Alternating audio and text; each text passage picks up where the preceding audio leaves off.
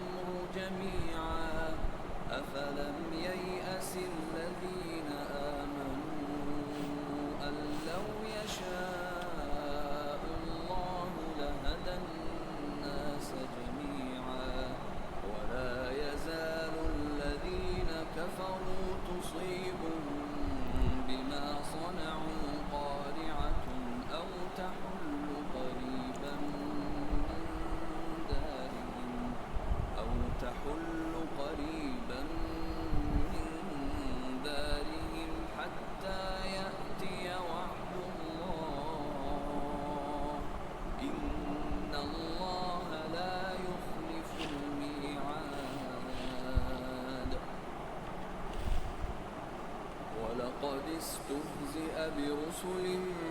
مِّن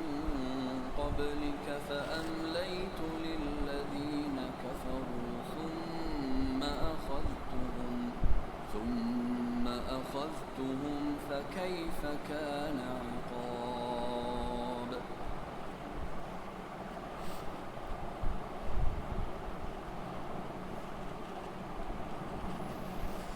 اسی طرح ہم نے تمہیں اس امت میں بھیجا جس سے پہلے کئی امتیں گزر گئیں،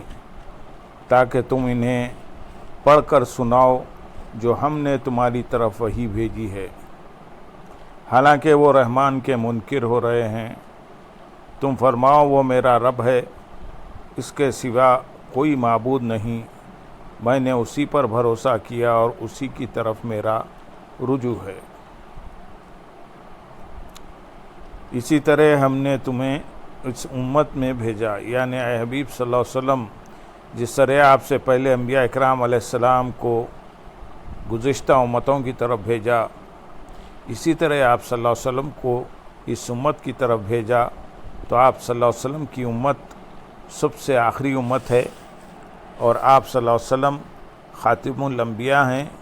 آپ صلی اللہ علیہ وسلم کو بڑی شان سے رسالت عطا کی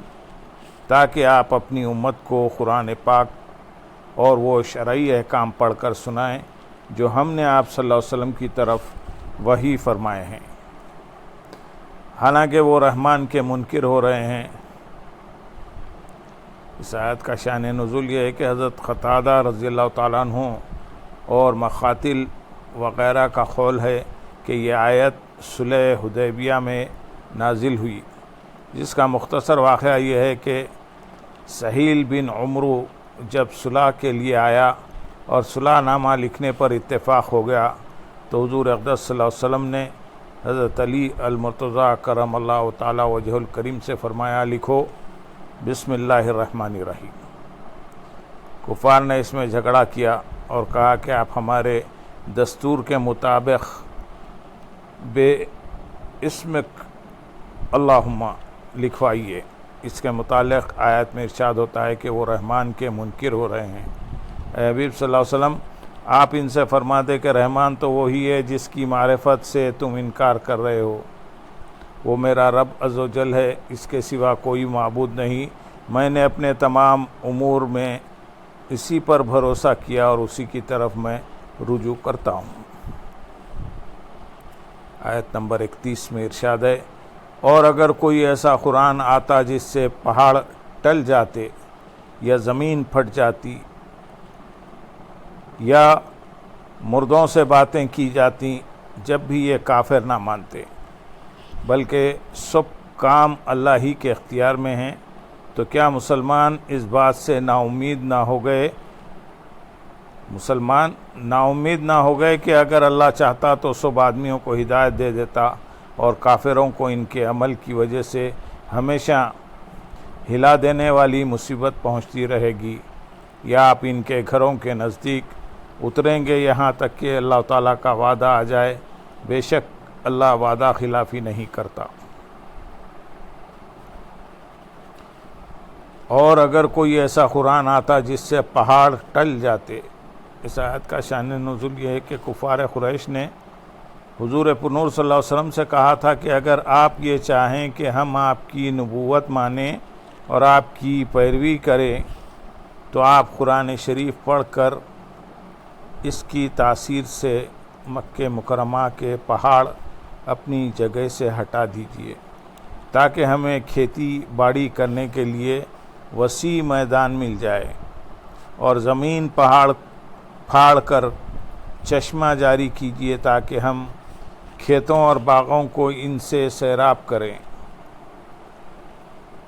اور خصی بن کلاب وغیرہ ہمارے مرے ہوئے باپ دادا کو زندہ کر دیجیے تاکہ وہ ہم سے کہہ جائیں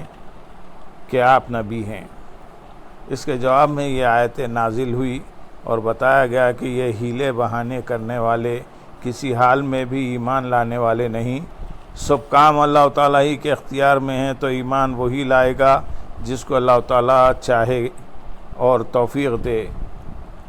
اس کے سوا اور کوئی ایمان لانے والا نہیں، اگرچہ انہیں وہی نشانیاں دکھا دی جائیں جو وہ طلب کر رہے ہیں۔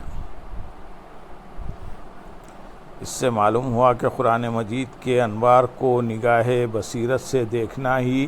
حقیقی طور پر فائدہ مند ہے، کیونکہ کفار قرآن کریم کے نور کو نگاہ بصیرت سے نہیں دیکھتے تھے، اسی لیے وہ اس کے برحق ہونے کی برہان کا مشاہدہ نہ کر سکے اور حق قبول کرنے سے محروم رہ گئے۔ اس لیے جو یہ چاہتا ہے کہ اس کا دل قرآن عظیم کے نور سے منور ہو جائے اور قرآنی آیات کی تاثیر اس پر اثر کرے، تو وہ نگاہ بصیرت سے قرآن شریف کی تلاوت کرے اور اسے سمجھ کر پڑھے اور اس میں دیے گئے احکام پر عمل کرے اور ممنوعات سے باز رہے، تو انشاءاللہ اس کا دل قرآن پاک کے نور سے جگمگا اٹھے گا اور وہ اس کی آیات کی تاثیر اپنے ظاہر و باطن میں دیکھ لے گا۔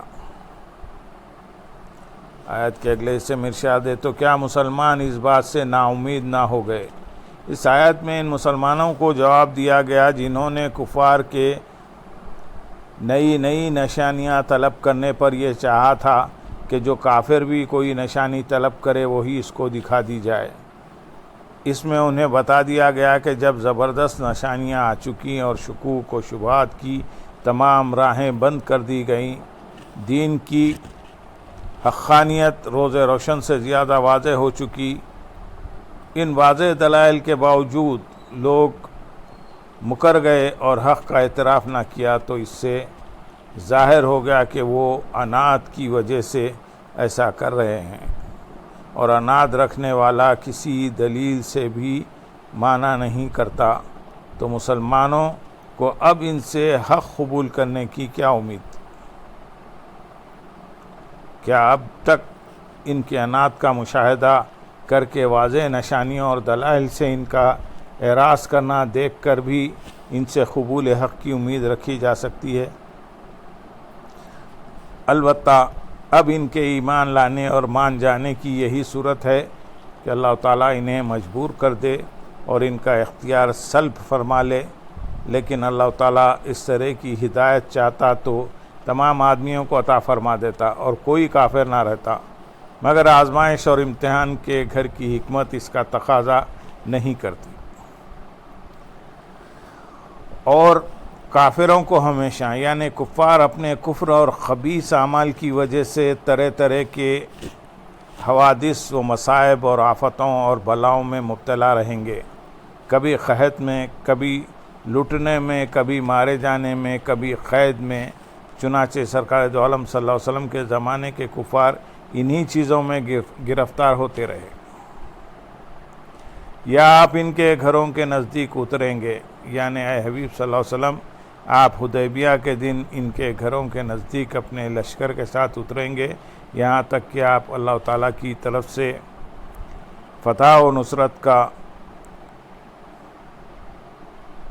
رسول کریم صلی اللہ علیہ وسلم اور ان کا دین غالب ہونے کا اور مکہ مکرمہ کی فتح کا وعدہ پورا ہو جائے۔ بے شک اللہ تعالیٰ اپنے وعدے کے خلاف نہیں فرماتا۔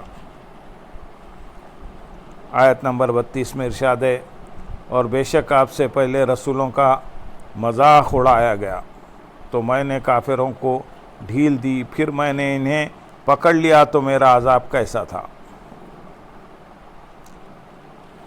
اور بے شک آپ سے پہلے رسولوں کا مذاق اڑایا گیا۔ کفار مکہ نے جب ان معجزات کا مطالبہ مذاق اڑانے کے طور پر کیا تو یہ نبی اکرم صلی اللہ علیہ وسلم کے قلب اطہر پر بہت گراں گزرا، اور آپ ان باتوں سے آپ صلی اللہ علیہ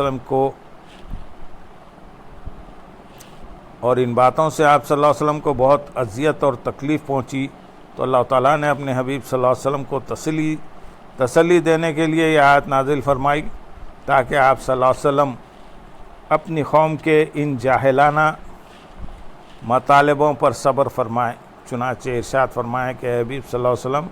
جس طرح آپ کی قوم نے آپ کا مذاق اڑانے کی نیت سے نشانیاں طلب کی ہیں، اسی طرح باقی انبیاء اکرام علیہ السلام کی قوموں نے بھی ان کا مذاق اڑایا تھا۔ پھر میں نے کافروں کو کچھ دنوں کے لیے ڈھیل دینے کے بعد عذاب میں گرفتار کر دیا اور دنیا میں انہیں قحط، قتل اور قید کی مصیبتوں میں مبتلا کر دیا، اور آخرت میں ان کے لیے جہنم کا عذاب ہے۔ اس آیت میں علماء و مبلغین کے لیے درس ہے کہ اللہ کی راہ میں تکلیف برداشت کرنا انبیاء اکرام علیہ السلام کا طریقہ ہے، اس لیے اگر انہیں اللہ کی راہ میں کسی تکلیف اور پریشانی کا سامنا ہو تو انہیں چاہیے کہ انبیاء اکرام علیہ السلام کے حالات اور ان کی سیرت کو سامنے رکھتے ہوئے صبر و تحمل کا مظاہرہ کرے۔ اللہ تعالیٰ نے چاہا تو ان کی تکلیف جلد دور ہو جائے گی۔ علامہ اسماعیل حقی رحمۃ اللہ علیہ فرماتے ہیں، اس آیت سے معلوم ہوا کہ انبیاء علیہ السلام اور اولیاء رحمۃ اللہ علیہم کا مذاق اڑانا بدبختی کی علامت ہے۔ حدیث قدسی میں ہے، اللہ تعالیٰ ارشاد فرماتے ہیں، جس نے میرے کسی ولی کی توہین کی تو اس نے مجھ سے جنگ کا اعلان کر دیا، یعنی جس نے میرے اولیاء میں سے کسی کو اذیت دی یا کسی کو غضب دلایا تو اس نے مجھ سے جنگ کی۔ مزید فرماتے ہیں کہ اللہ تعالیٰ کے اولیاء سے محبت رکھنا، ان سے قلبی تعلقات قائم کرنا اور ان کی صحبت اختیار کرنا اللہ تعالیٰ کے نزدیک سب سے زیادہ نفع مند اعمال میں سے ہے، اور اللہ تعالیٰ کے اولیاء سے بغض و عداوت رکھنا، انہیں حقیر سمجھنا اور ان پر اعتراضات کرنا اللہ تعالیٰ کے نزدیک سب سے زیادہ نقصان دینے والے اعمال میں سے ہے۔ اس سے ان لوگوں کو نصیحت حاصل کرنی چاہیے جو اللہ تعالیٰ کے اولیاء کے بارے میں نازیبا کلمات کہتے، ان کی توہین کرتے، ان سے عداوت و دشمنی رکھتے اور ان پر اعتراضات کرتے ہیں۔ اللہ تعالیٰ انہیں ہدایت عطا فرمائے، آمین یا رب العالمین۔ اللہم صلی علی سیدنا محمد وعلی آل سیدنا محمد وبارک وسلم وآخر دعوانا ان الحمدللہ رب العالمین. سبحان